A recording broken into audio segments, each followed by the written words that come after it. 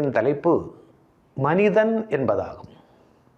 மனிதர்கள் முழு மனிதர்களாக இருக்க முடியாது.